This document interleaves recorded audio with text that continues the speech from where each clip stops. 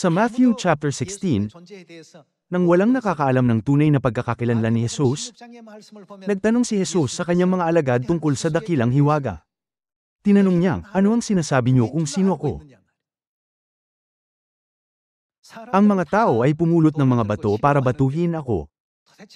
Kaya naman, ano ang sinasabi niyo kung sino ako?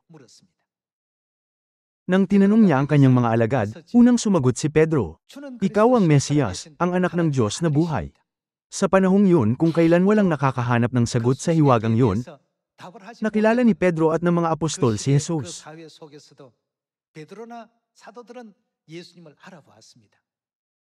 Nakilala rin siya ni Juan, kaya nakasulat sa John chapter 1 verse 1 na, sa simula ay ang salita, at ang salita ay kasama ng Diyos, at ang salita ay Diyos. Tingnan natin ang verse 14. At naging tao ang salita at tumahang kasama namin, at nakita namin ang kanyang kaluwalhatiang gaya ng sa tanging anak ng Ama, puspos ng biyaya at katotohanan. Nakilala rin ni Apostol Juan si Jesus, kaya ni-record niyang, sa simula ay ang salita, at ang salita ay Diyos. Ang salita tumahang kasama natin, at ayon sa Philippians chapter 2 verse 5, nakilala rin ng tama ni Apostol Pablo si Jesus.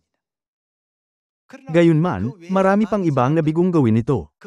Sa panahong yun, may napakaraming Hudyo, mga Fariseo, mga eskriba, at mga relihiyosong pinuno na nag-aangking naniniwala sa Diyos. Ang mga ganitong taong may kapangyarihan sa panahong yun ay nagtangkang batuhin siya. Kahit na hinayag mismo ni Jesus sa kanila ang tunay niyang pagkakakilanlan. Sinubukan nila siyang batuhin dahil sa paglapastangan.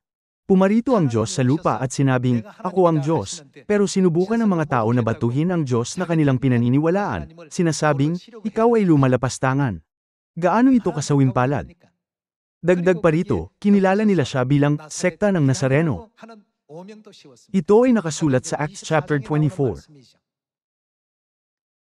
Sa pagsusuri sa lahat ng record na ito ng Biblia at ng mga propeta, maiintindihan natin na pagdadaanan natin ang parehong sitwasyon ng mga banal ng sinaunang simbahan.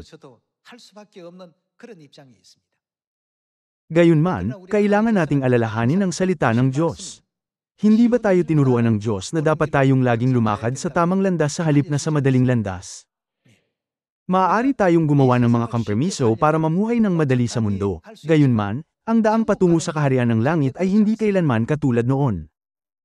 Hindi natin dapat nasundan ng anumang landas dahil lang sa maraming tao ang sumusunod dito. Saan katulad ang daang patungo sa kaharian ng langit? Prinopesya na ni Jesus na, ito ang masikip na daan at kakaunti ang nakakatagpo niyon.